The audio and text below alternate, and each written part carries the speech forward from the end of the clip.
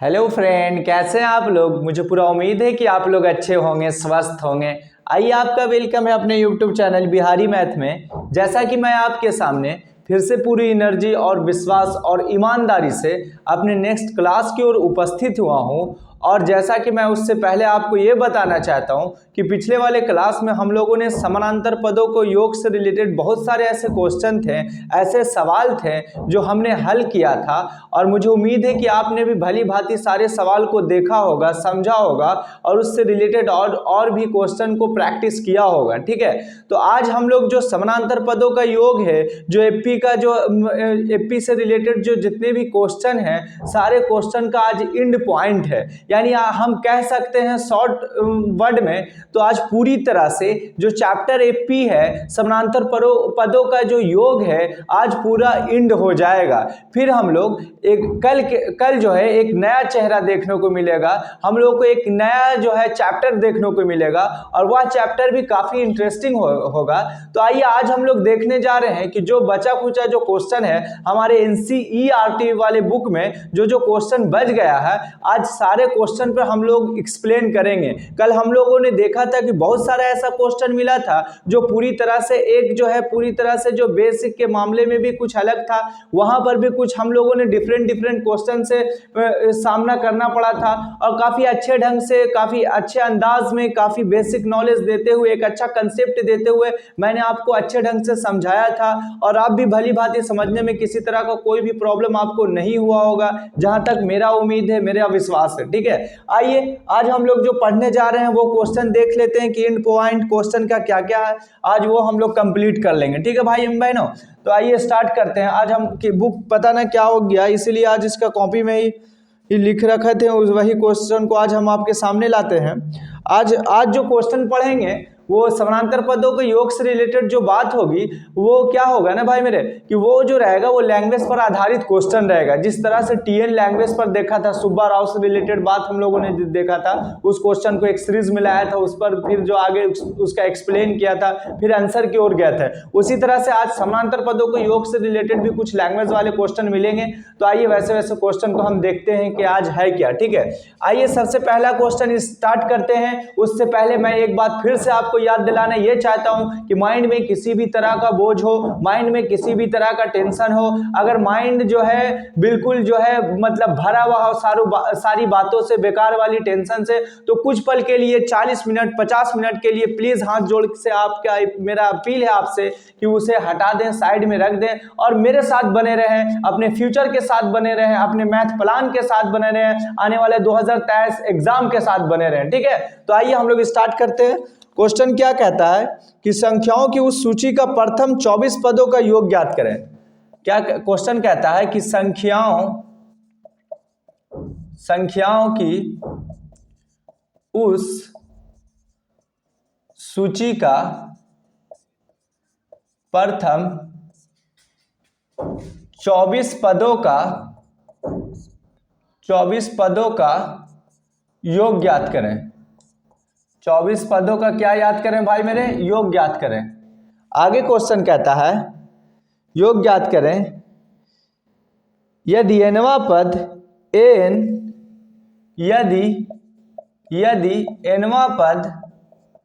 एनवा पद it means क्या, N जो है इज इक्वल टू 3 + 2n है।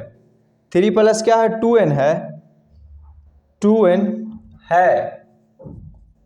ठीक है, तो आइए सबसे पहला क्वेश्चन को हम लोग देखते हैं। यह क्वेश्चन ये कहा कि संख्याओं की उस सूची का प्रथम 24 पदों का योग ज्ञात करना। मेरे को कितना पद चाहता है, 24 पद चाहता है। क्या मांग रहा है क्वेश्चन, फिर से हम लोग एक बार क्वेश्चन के साथ मिलते हैं, क्वेश्चन के साथ खेलते हैं, क्वेश्चन को अच्छे ढंग से परखते हैं, समझते हैं। तो आइए चर्चा करते हैं, क्वेश्चन को देखें हम आप लोग प्लीज। संख्याओं की उस सूची का प्रथम 24 पदों का योग ज्ञात करें। कहने का मतलब है कि क्वेश्चन चाह रहा है कि मेरे 24 पदों का योग बताएं, यानी सम बताएं, यानी समानांतर पदों का योग बताएं। जिसमें यदि nवां पद an is equal to 3 + 2n है। भाई मेरे ऐसा क्वेश्चन हम लोगों ने कल बताया था, कल इसी पर टाइप पर आधारित भी एक क्वेश्चन को मैंने सॉल्व किया था।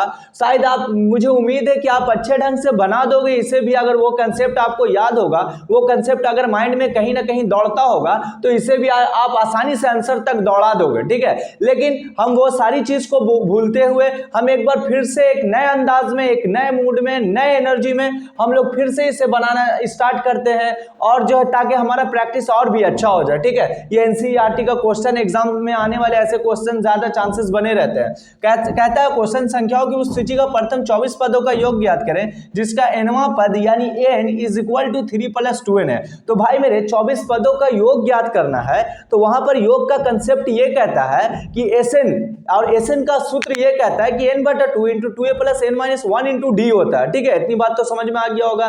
तो वहां पर क्या क्या चाहिए, a का वैल्यू चाहिए, d का वैल्यू चाहिए और n का वैल्यू चाहिए। ऑलरेडी n तो दे रखा है, 24 पदों का योग चाहिए। अब मेरे को दो चीज टर्म चाहिए, एक चाहिए a और दूसरा चाहिए क्या भाई मेरे, d चाहिए। तो हम a और d निकालें कैसे? बात यहां पर फंसता है तब जब ऑलरेडी यहां पर ना तो कोई सीरीज का चर्चा है, ना तो कोई सीरीज दिया हुआ है, क्योंकि आईपी का रूल कहता है कि कोई भी सीरीज दिया हुआ रहता तो उस सीरीज से हम लोग a और d को बाहर खींचते अकॉर्डिंग टू क्वेश्चन के हिसाब से, according to concept, according to base के हिसाब से। लेकिन यहां पर उस सारी चीजों का कहीं पर कोई चर्चा नहीं है, ठीक है। तो आइए हम लोग ऐसे क्वेश्चन को कैसे a और d निकालते हैं, कैसे a और d को हम लोग बाहर निकालते हैं, इस बारे में चर्चा करेंगे। इसको हम लोग बनाएंगे, ठीक है। आइए हम मेरे साथ बने रहें, आप बनाना स्टार्ट करें, ठीक है। हल लिख दिया। बात कौन सा चैप्टर पढ़ रहे हैं, एपी पढ़ रहे हैं, तो हम लोगों ने क्या लिख दिया भाई मेरे, एपी में। इतनी बात तो समझ में आ गया, एपी में लिख दिया। अब ये हमारे पास दिया हुआ है nवां पद, प्रश्न से यह दे रखा है कि प्रश्न से ये दिया हुआ है, प्रश्न से an is equal to 3 + 2n है, an is equal to 3 + 2n है। ये क्या है भाई मेरे, दिया है। ये क्या है, दिया है, ठीक है, ये दिया है। अब यहाँ पर ऐसा रूल अगर आ जाए, ऐसा अगर आपका फॉर्म दे रखा है, तो उस ऐसे स्थिति में, ऐसे केस में हम कैसा कंसेप्ट यूज करते हैं, मेरे साथ आप देखें। यहाँ पर क्या इंडिकेट कर रहा है, an, क्या इंडिकेट कर रहा है भाई मेरे, an।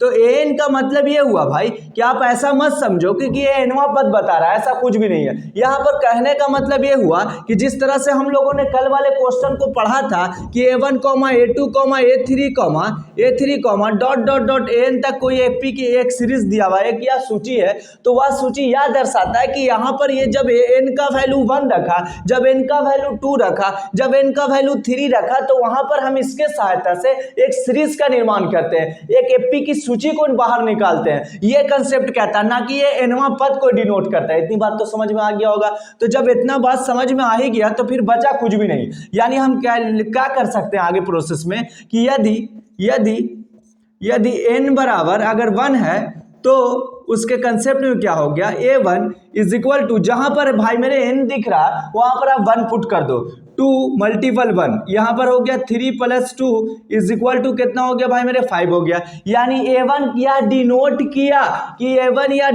किया कि जो भी सीरीज बनेगा उसका प्रथम पद 5 होगा, जो भी सीरीज बनेगा उसका प्रथम पद क्या होगा भाई मेरे, 5 होगा।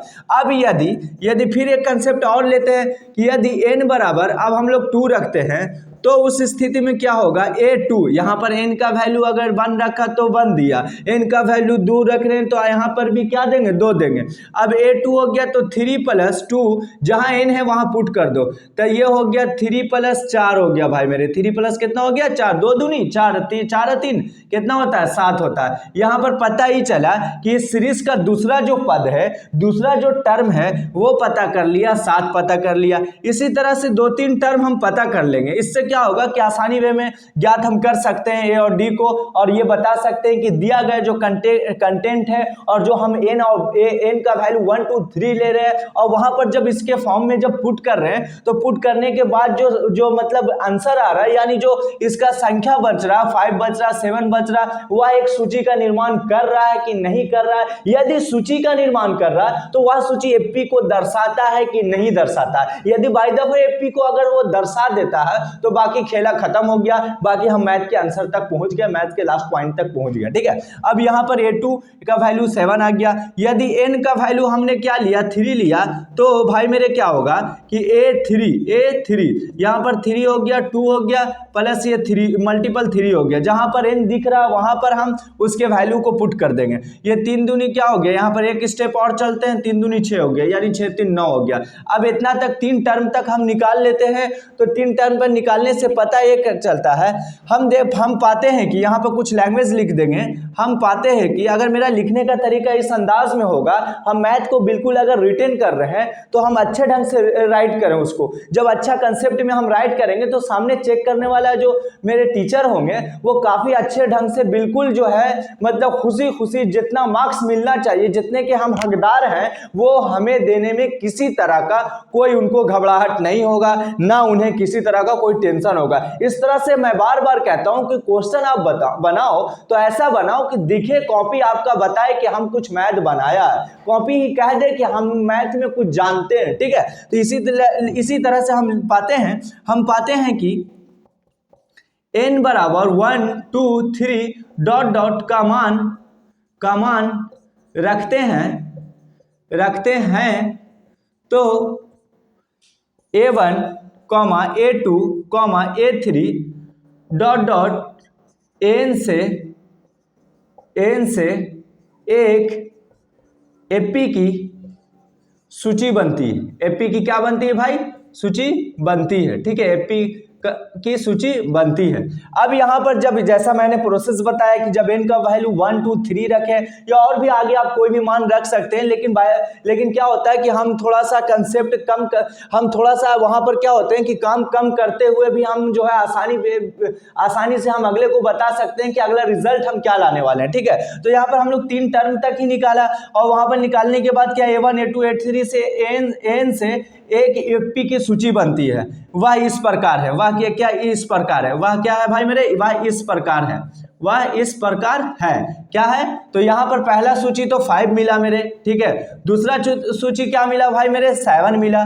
तीसरा जो सूची मिला वो 9 मिला, डॉट डॉट डॉट इस तरह से बढ़ गया। ठीक है, तो हम बाय दफे हम कोई भी एपी को कब दर्शाता है, कोई भी एपी की सूची को कब बताता है कि जब वहां पर क्या होगा कि कॉमन डिफरेंट जो होगा सभी पद में अगर इक्वल आ रहा है तो वह 100% एपी को दर्शाएगा। बाय दफे अगर कॉमन डिफरेंट अगर इक्वल नहीं आ रहा है, स्मॉल डी का वैल्यू, सार्वंतर का वैल्यू अगर समान नहीं है हर जगह, हर पद में, हर टर्म में, तो हम कह सकते हैं कि दिया गया सूची एपी को नहीं दर्शाता, यानी दिया गया सूची एपी को फॉलो नहीं करता। ठीक है, तो यहां पर भाई मेरे एक बार देख लो आप, 7 में से जब 5 जाएगा तो 2 बचेगा, 9 में से 7 जाएगा तो कितना बचेगा, 2 बचेगा। अगला जो टर्म होगा 11 होगा, उसके बाद वाला टर्म होगा 13 होगा। इस तरह से टर्मों की संख्या क्या होगी, बढ़ते चली जाएगी। लेकिन हम मालूम क्या करना है कि 24 पदों का योग, और योग वाले कंसेप्ट में मुझे ए और डी चाहिए, तो बाकी हम काहे के लिए माथापेची करते रहे, बाकी हम काहे के लिए अपने सर दर्द लेते रहे, पेन का स्याही को बर्बाद करते रहे, कॉपी का पेज बर्बाद करते रहे। उससे पहले क्या होगा कि हम रिजल्ट पर आते हैं। क्या रिजल्ट पर आते हैं कि यहां पर इससे प्रकार पता ही चला कि ए का वैल्यू जो आया भाई मेरे 5 आया। प्रथम पद या a1 डिनोट करता है प्रथम पद को, सूची का फर्स्ट लेटर ये दर्शाता, और उसके बाद जो है डी बता रहा, तो डी बता रहा है कि इसका जो है हर सेकंड टर्म को फर्स्ट टर्म में घटा देते हैं तो 7 - 5 इज इक्वल टू कितना है, 2 हो गया। अब यहां पर कह रहा है कि 24 पदों का योग, उससे पहले हम एसएन के लिए formula n/2 into 2a plus n-1 into D होता है, इतना तो होता है। अब यहाँ पर s 24 कह रहा है तो n के जगह पर सिर्फ 24 पुट कर देंगे। अब यहाँ पर क्या हो जाएगा कि 24/2 हो जाएगा, 2a हो गया। a का वैल्यू कितना निकाला भाई मेरे, 5 निकाला, प्लस ये हो गया 24 - 1, और d का वैल्यू कितना निकाला, 2 निकाला। इसके कंसेप्ट को ऐसे लॉक कर देंगे। अब ये 12 हो गया। ठीक है, और यहाँ पर छोटी ब्रैकेट 5 दूनी 10 हो गया, और यहाँ पर 23 हो जाएगा भाई मेरे, 23 मल्टीपल 2 हो जाएगा, 24 में से 1 जाएगा तो 23 बचेगा। इस तरह से 12 हो गया, और इस तरह से 10 हो गया, 23 दूनी कितना हो गया भाई मेरे, 46 हो गया। इतनी बात तो समझ में आ गया। 46 में जब 10 जोड़ देंगे तो 56 हो जाएगा, 12 मल्टीपल कितना हो जाएगा, 56। इसका जब कैलकुलेशन करेंगे तो 12 × 6 = 72 के 2 हाथ में रहा कितना, 7, 12 × 5 = 60, 60 कितना होता है, 60 और 7 होता है 67। यानी हम कह सकते हैं, क्या कह सकते हैं कि इस एपी का 24 पदों का जो योग होगा वो 672 होगा। क्या होगा, 24 पदों का योग क्या होगा, 672। कहने का मतलब या 672 योग का मतलब, देखो कंसेप्ट को मैं समझाता हूं कि 24 पदों का योग 672 का मतलब क्या हुआ। आखिर इसका मतलब क्या हुआ। तो वो बात पर मैं आ रहा हूँ, क्या आ रहा हूँ कि जिस तरह से पहला पर्थ है भाई मेरे 5 दे रखा है, दूसरा जो टर्म है भाई मेरे 7 दे रखा है, तो इस तरह से 24 टर्मों तक अगर जाएंगे ना, 24 टर्मों तक अगर जाएंगे, मान लिया जोड़ोगे अगर उसको 7 5 12, 12 में 9 जोड़ोगे तो 21 होगा, इस तरह से जोड़ते चले जाओगे 24 टर्म तक, तो ऑलरेडी आपका जो है 672 पर बिल्कुल थक जाओगे। यानी 24 पदों का योग जो आएगा वो कितना आएगा 672। नहीं अगर बिलीव आपको है तो आप खाली टाइम अगर आपके पास है तो वह टाइम का यूज करते हुए ऐसे सीरीज को बढ़ाते हुए दूर चले जाओ। कितना टर्म लिखना 24 टर्मों तक, और सभी को जब ऐड कर दोगे ना तो यहां तक लाके बिल्कुल आप थक जाओगे, यानी इससे ज्यादा नहीं आ सकता। तो इसके सहायता क्या होता है कि कोई भी सूत्र जो दिया हुआ रहता है उससे आसानी से हम दूर की बातों को नजदीक ला सकते हैं, इसीलिए हम फॉर्मूला का यूज करते हैं, इसीलिए हम कंसेप्ट का यूज करते हैं, इसीलिए हम बेस का यूज करते हैं। अगर ये सारी चीज हमारे पास कंटेंट ना हो तो हमें काफी मुश्किल होगा। वहां पर अगर बाय दफे आपको कैलकुलेशन करने के लिए वहां कैलकुलेटर को लाना पड़ेगा, वो एक रफ पेज लेना पड़ेगा। इस तरह से अगर एग्जाम सेंटर में आप बैठ जाओगे तो पता ही चला कि 24 पर जोड़ते जोड़ते 3 घंटा खत्म, बाकी क्वेश्चन का तो मेरे और कोई भी आंसर दे ही ना पाए। ठीक है, तो इसीलिए क्या होता है कि हम लोग फॉर्मूला यूज करते हैं। इसीलिए हमारे बड़े जो मैथमेटिशियन हुआ करते थे तो वो सब हम लोग को आसानी के लिए हम लोगों को ऐसा ऐसा चीज दे के चले गए हैं कि सिर्फ उन्हीं की चीजों को प्रैक्टिस करते हुए हम आगे की ओर बढ़ रहे हैं। हम तो अपना कोई तरह का किसी तरह का कोई निर्माण कर ही नहीं रहे हैं। जैसे आपने सुना होगा कि a प्लस बी का ऑल स्क्वायर के बारे में, तो a square plus B square plus 2ab, ऐसा नहीं कि आपने बिल्कुल जो है उसे आप दिया है, बल्कि वो गणितज्ञ जो लोग थे हुआ करते थे वही दे के चले गए, उन्हीं की प्रैक्टिस, उन्हीं का दिया हुआ चीज को आज 2022 तक लोग यूज कर रहे हैं, आने वाले 2023 तक भी यूज होते रहेगा। ठीक है, तो वही सिस्टम जो चल रहा है वो चलते रह रहा है, जो कंसेप्ट वो दे के चले गए वही कंसेप्ट के सारे हम आगे की ओर बढ़ते चले जा रहे हैं। ठीक है, अपना कोई भी कंसेप्ट नहीं है, सिर्फ उन्हीं का कंसेप्ट है। थोड़ा बहुत कैलकुलेशन में हम अपना यूज करते हैं, वहां पर यूज करते हुए तरीका यूज करते हुए हम आंसर को बना देते हैं। ठीक है, तो मुझे उम्मीद है कि आपको अच्छे ढंग से ये क्वेश्चन को समझ में आया होगा, किसी भी तरह का कोई डॉट्स इस क्वेश्चन में नहीं हुआ होगा। तो आइए इसका स्क्रीनशॉट जल्दी से ले लें, क्योंकि आज बड़ा खुशी का दिन है। आज जो है मैंने पूरी ईमानदारी और पूरी विश्वास से आपके सामने जितना भी एपी से रिलेटेड क्वेश्चन था, जो एग्जाम बोर्ड से रिलेटेड क्वेश्चन था, जो एनसीईआरटी का इंपॉर्टेंट प्रश्न था, सारे प्रश्न को मैं अपने बोर्ड पर खुद हल करा दिया हूं और आगे भी अभी कराने ही वाला हूं। ठीक है, तो जल्दी से इसका स्क्रीनशॉट आप ले लें। चलिए इसे मैं मिटा देता हूं। चलिए हम लोग आगे क्वेश्चन देखेंगे। क्या क्वेश्चन देखेंगे? अब क्वेश्चन हमारे पास जो आ रहा है बड़ा शानदार क्वेश्चन मिलेगा। वो थोड़ा सा क्वेश्चन जो होगा उसमें से एक जादू की छड़ी की तरह मुझे बाहर निकालना पड़ेगा कंसेप्ट की सहायता से। अगर वैसा कंसेप्ट नहीं रखेंगे तो फिर थोड़ा मुश्किल का सामना करना पड़ेगा। थोड़ा बोर्ड पर लिखते समय भी ज़्यादा टाइम लगेगा ऐसे क्वेश्चन को। खैर आप साथ रहें, बने रहें तो कोई भार नहीं है। दूसरा क्वेश्चन है भाई मेरे, किसी स्कूल के विद्यार्थियों, क्या क्वेश्चन है, कोई स्कूल है, किसी स्कूल के